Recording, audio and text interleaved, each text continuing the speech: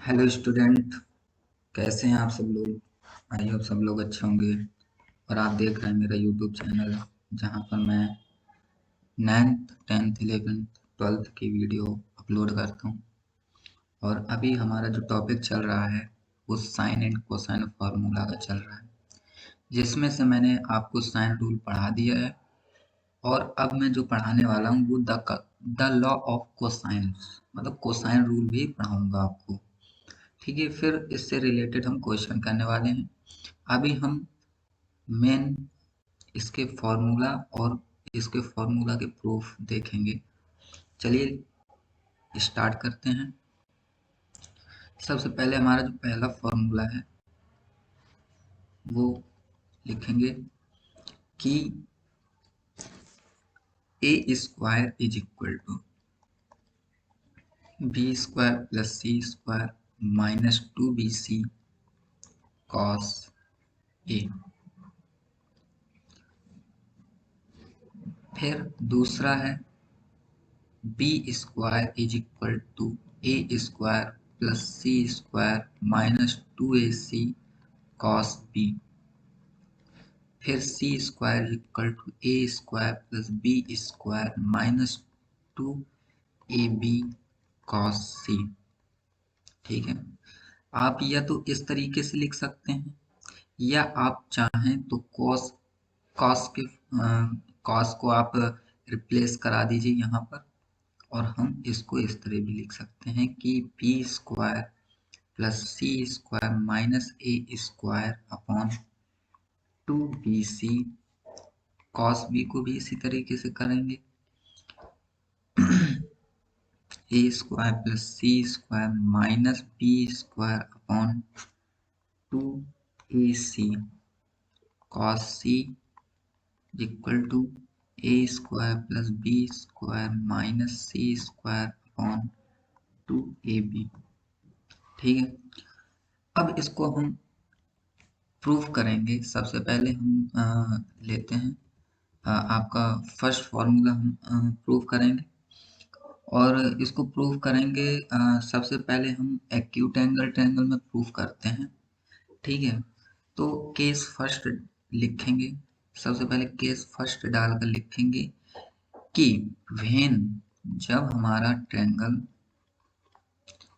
A B C क्या हो, एक एक्यूट एंगल ट्रायंगल हो।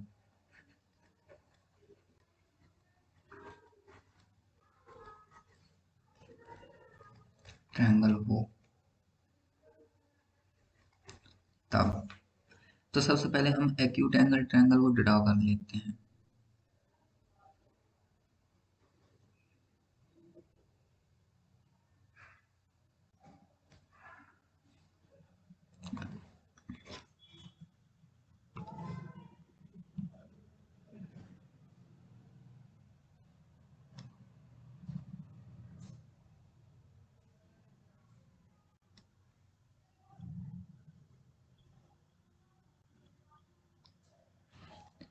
ठीक है, अब इसके बाद इसका हम नाम लिखते हैं। सबसे पहले हम लिखेंगे ए, फिर लिखेंगे बी, फिर सी। ओके, और अब हम यहाँ पर एक परपेंडिकुलर लाइन ड्रॉ कर लेते हैं, परपेंडिकुलर। ठीक है, इसका नाम रख देते हैं पी, डी पॉइंट। अब मैंने आपको बता भी दिया था कि अगर ये एंगल बी है तो इसके सामने वाली साइड स्मॉल बी होगी, इसके सामने वाली साइड स्मॉल सी होगी, इसके सामने वाली साइड स्मॉल ए होगी। ठीक है, अब इसके बाद हम देखते हैं। सबसे पहले हम अगर ट्रायंगल ले लें तो ये वाला ट्रायंगल ले लेते हैं सबसे पहले, और ए बी डी। मान लो कि इन ट्रायंगल ए बी डी में, तो इसमें अगर मैं कॉस बी लूं, ठीक है, तो कॉस बी क्या होता है, बेस अपॉन हाइपोटेनस होता है। बेस है हमारा बी डी और हाइपोटेनस है हमारा सी। ठीक है, ए बी को सी बोलेंगे, तो यहाँ से बी डी निकाल देंगे हम, सी कॉस बी आएगा। इसको इक्वेशन नंबर में फर्स्ट लिख लेता हूँ। अब इसके बाद हम सेकेंड इक्वेशन लिखेंगे, ट्रायंगल सेकेंड वाले में, कि ट्रायंगल एडीसी, अगर ट्रायंगल एडीसी में हम एंगल सी देखें, cos c is equal to हो जाएगा base D C upon hypotenuse A B मतलब बी, तो यहाँ से डी सी की वैल्यू आ जाएगी बी cos c। ओके, इसको इक्वेशन नंबर हम लिख लेंगे सेकेंड नंबर। ठीक, अब इसके बाद हम क्या करेंगे कि हम पाइथागोरस थ्योरम लगाएंगे किसी एक ट्रायंगल को लेकर। ठीक है, या ये वाले ट्रायंगल को ले लेते हैं, एसीडी ट्रायंगल को। मान लो हम triangle ACD, okay, using Pythagoras theorem.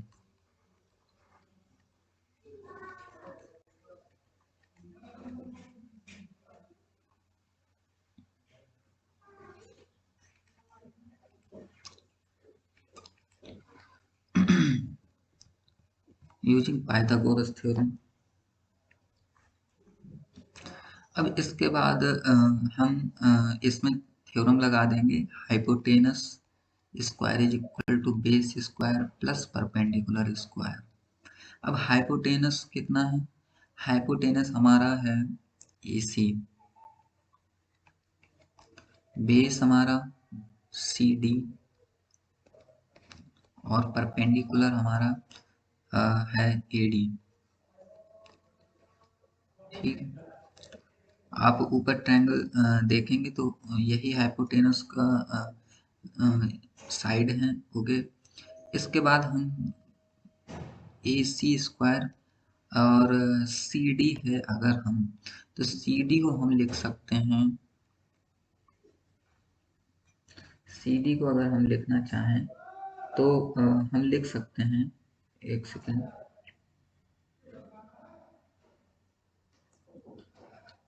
CD को हम लिखेंगे, देखिए यहाँ पर अगर CD है या DC है तो हम क्या कर सकते हैं, BC माइनस BD लिख देंगे।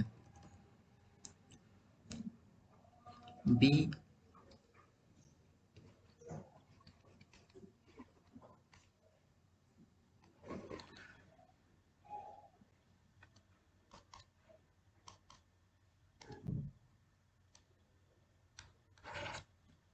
क्या हो गया इसका, एक second,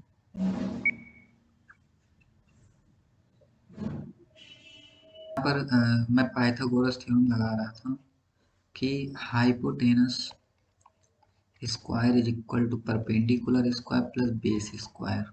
okay, hypotenuse square AC square था, परपेंडिकुलर स्क्वायर AD स्क्वायर और बेस स्क्वायर DC स्क्वायर। अब मैं यहाँ पर अगर लिखना चाहूँ तो ये लिख सकता हूँ, DC को लिख सकता हूँ BC माइनस BD। ठीक है, आपको मैं फिर से समझा देता हूँ कि BC माइनस BD क्यों लिखेंगे, BC माइनस BD करेंगे तो हमारा DC आ जाएगा। ठीक है, तो BC माइनस BD स्क्वायर कर देंगे। इसके बाद हम इसका फॉर्मूला खोल देंगे कि फॉर्मूला क्या होता है इसका, BC square plus BD square minus 2BC into BD। Okay, अब इसके बाद हम लिख देंगे यहाँ पर AC स्क्वायर AD स्क्वायर है। ठीक है, और मैं लिख सकता हूँ BC स्क्वायर में पहले लिख दूँ, फिर इसके बाद मैं लिख देता हूँ AD square plus BD square minus 2BC into BD। और मैंने अगर यहाँ पर ये साथ में क्यों लिखा है मैं आपको बता दूं कि अगर आप यहाँ देखें तो BD और AD है जो, ठीक है, तो ये यहाँ पर AB square is equal to AD square plus BD square Pythagoras theorem बना रहा है। ये देखिए यहाँ पर AD square plus BD square, अब यही वैल्यू यहाँ पर रखी है AD और BD, तो यहाँ पर मैं लिख सकता हूँ AB स्क्वायर, तो यहाँ पर BC square plus AB square minus 2BC into BD। Okay, अब हम क्या करने वाले हैं कि इसमें इन सब की वैल्यू पुट कर देंगे। तो देखिए AC को हम कहते हैं स्मॉल b मैंने बोला था, और BC को बोलते हैं हम स्मॉल a, और AB को बोलते हैं स्मॉल c स्क्वायर, और माइनस का 2। अब यहाँ पर BC है, BC की वैल्यू a थी तो a रख देंगे, और BD की वैल्यू मैंने यहाँ पर निकाल दी थी। BD की वैल्यू इक्वेशन नंबर फर्स्ट से क्या है, C cos B, C फिर cos B है। तो इसके बाद हम ये फॉर्मूला तो हमारा प्रूफ हो गया। अगर हम सिर्फ अगर cos B निकालें तो cos B होता है a square plus C square minus B square upon 2AC। Okay, तो ये हमारा प्रूव्ड हो गया, हेंस प्रूव्ड। अब इसके बाद हम सेकेंड देखेंगे। सेकेंड हम देखेंगे, मान लो ऑब्ट्यूज एंगल ट्रायंगल है, उसमें हम सेकेंड देखेंगे। ठीक है, ऑब्ट्यूज एंगल ट्रायंगल क्या होता है? ऑब्ट्यूज एंगल आपने सब पढ़ा होगा, जो जो उसमें जो एक एंगल होगा वो क्या होगा, 90 से बड़ा होना चाहिए। तो वो कुछ इस तरह से बना सकते हैं।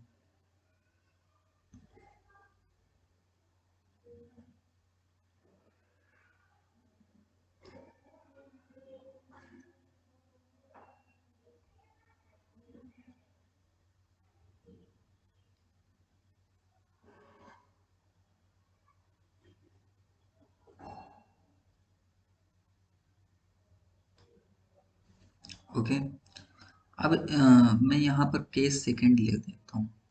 केस हमारा सेकंड है कि वेन ट्रायंगल ABC क्या होना चाहिए, ऑब्ट्यूज ट्रायंगल होना चाहिए, इज एन ऑब्ट्यूज ट्रायंगल।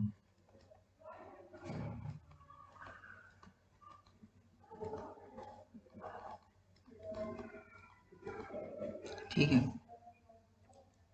अब देखिए इसके बाद हम यहाँ पर कुछ चीजें ड्रॉ करने वाले हैं कि अगर देखिए मैं अगर इसको करना चाहूँ तो यहाँ पर मैं एक लाइन ड्रॉ कर लेता हूँ पहले, छोटी सी। ठीक है, ये लाइन ड्रॉ कर दी है इस तरीके से हमने। ओके, क्योंकि ये लाइन जरूरी है, तभी हमारा क्वेश्चन प्रूफ होने वाला है। ठीक है, अब इसके बाद इनका नाम रख देते हैं। ये है हमारा, ये हमारा D है, ये हमारा B है, ये हमारा C है। ठीक है, तो A B C है, और ये हमने एक पॉइंट नया मिला हमें जिसको हम D बोल देंगे। इसके बाद इसके सामने वाली साइड को स्मॉल c बोलते हैं, इसके सामने वाली साइड को स्मॉल b बोलते हैं, इसके सामने वाली साइड को स्मॉल a बोलते हैं। अब इसके बाद हम इसमें जो करने वाले हैं कि आप देखेंगे कि इसमें जो इसमें देखेंगे कि मान लीजिए कि कॉस है, ठीक है, cos 180 minus B, 180 minus B. ठीक है, क्या होना चाहिए? तो आप यहाँ पर देखेंगे तो ये कितना एंगल है, ये एंगल आपका कितना है, बी एंगल। ओके, और ये कितना एंगल है, ये आपको पता नहीं है, लेकिन आपको इतना तो पता है कि ये पूरा 180 होता है। ठीक है, तो अगर मैं ये एंगल निकालना चाहूँ तो ये कितना निकलेगा, 180 माइनस बी। तो मैंने इसलिए इसको 180 माइनस बी लिखा था। अब कॉस 180 माइनस बी को क्या लिख सकते हैं, कॉस को क्या लिखते हैं, बेस अपॉन हाइपोटेनस। बेस है हमारा बी डी और हाइपोटेनस है हमारा ए बी। ठीक है, इस वजह से मैंने cos 180 माइनस बी लिखा था। अब देखिए cos 180 माइनस बी कितना होता है, तो ये तो भाई मैं आपको बताऊं तो माइनस का cos भी होगा। ठीक है, आपको अगर ये पढ़ने हैं तो मैंने पढ़ाया हुआ है, पिछली जो क्लासेस हैं उसमें मैंने आपको बेसिक से पढ़ाया हुआ है कि बिल्कुल ट्रिग्नोमेट्री से लेके बिल्कुल जहाँ से एंगल स्टार्ट होते हैं वहाँ से लेके मैं आपको यहाँ तक पहुँचा हूँ।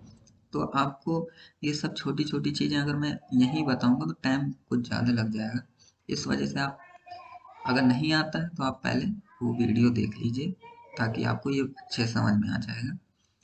तो ये हो जाएगा माइनस का cos B is equal to B D upon A B की वैल्यू क्या है, ए बी की वैल्यू है स्मॉल सी।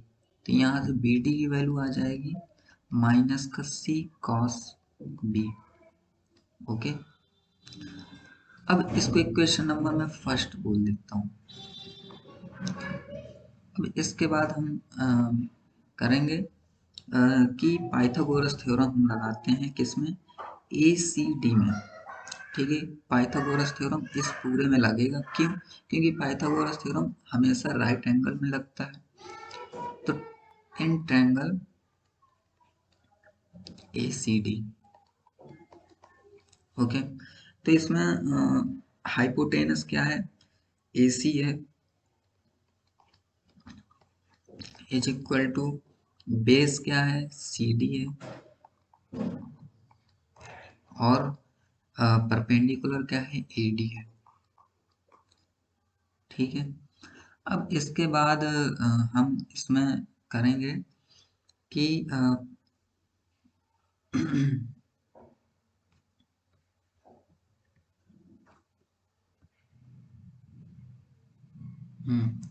यहाँ पर आपने देखा होगा कि ए सी स्क्वायर है, A D square plus C D square लिख दिया।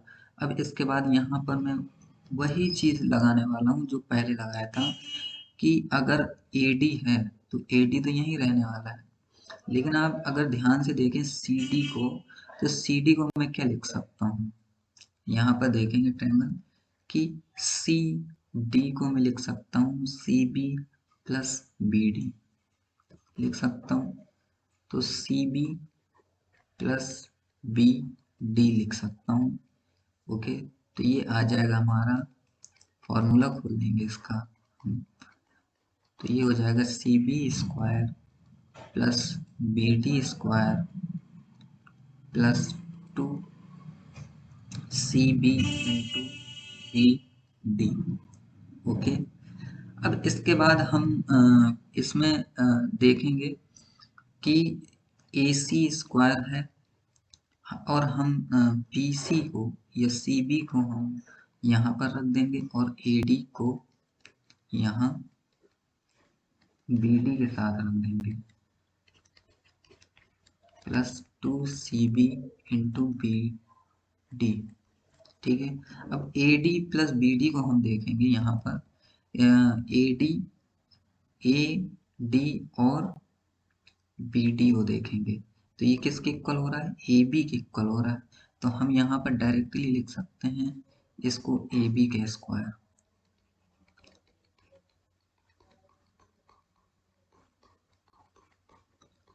क्योंकि ये हाइपोटेनस का फॉर्मूला बना रहा है A B square is equal to A D square plus B D square, इस वजह से मैंने लिखा है।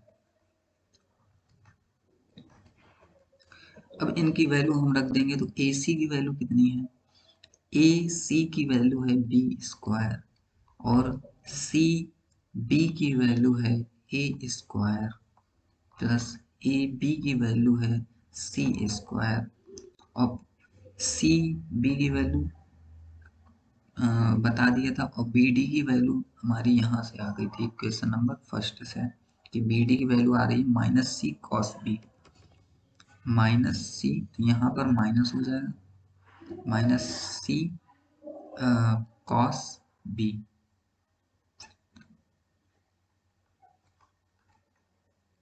ओके,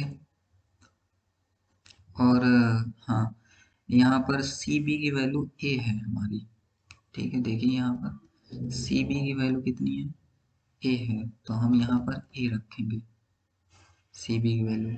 तो ये हमारा फॉर्मूला प्रूफ हो गया है, और इसको हम दूसरी तरीके से भी लिख सकते हैं कि cos B is equal to A square plus C square minus B square upon two A C, ठीक है।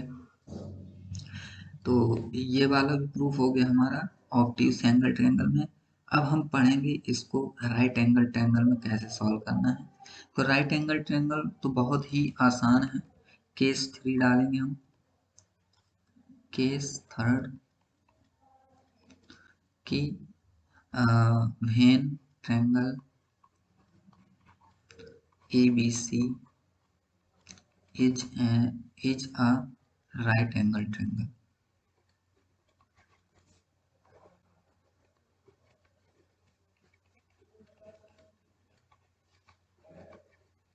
ठीक है। तो हम राइट एंगल ट्रायंगल बना लेंगे पहले तो।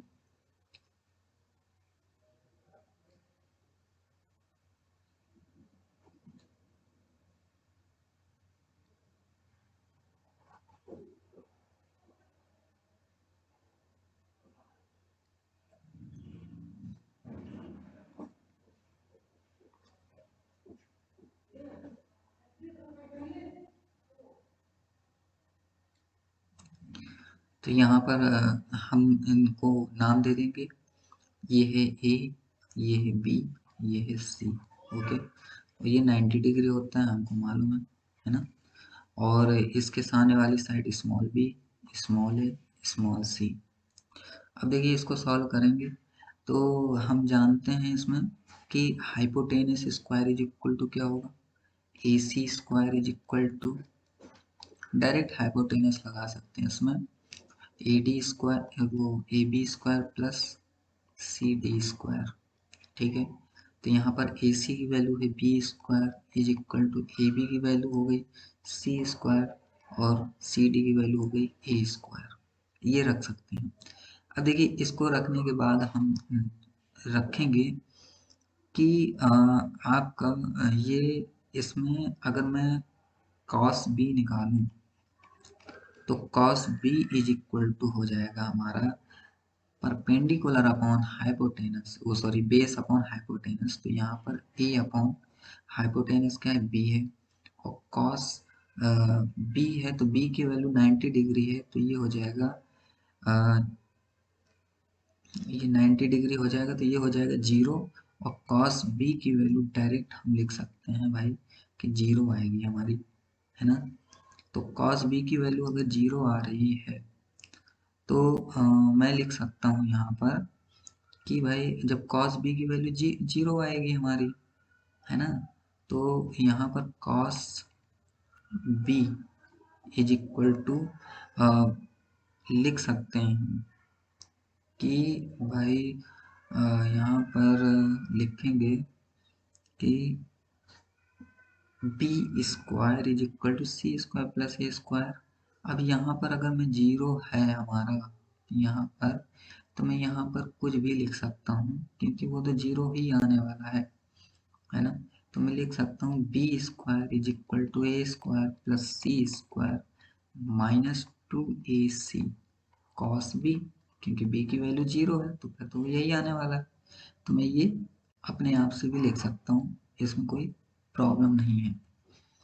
इसके बाद अगर हम देखें तो कॉस बी की वैल्यू निकाल सकते हैं यहाँ से, C square plus A square minus B square upon 2ac, ठीक है। तो ये हमारा आसान था, बस इसमें थोड़ा सा दिमाग लगाना था कि हमको खुद से ही ऐड करना था, कॉमन सेंस लगाना है कि आपको ये रखना है। क्यों? क्योंकि कॉस बी की वैल्यू अगर 0 आ गई है तो आप ये ही लिख सकते हैं और यहाँ पर आप खुद से ही लिखेंगे।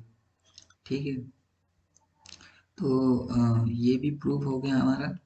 और मैं उम्मीद करता हूँ कि आपको ये मैंने जो पढ़ाया हुआ है आपको सारे समझ में आए होंगे कि किस तरीके से हम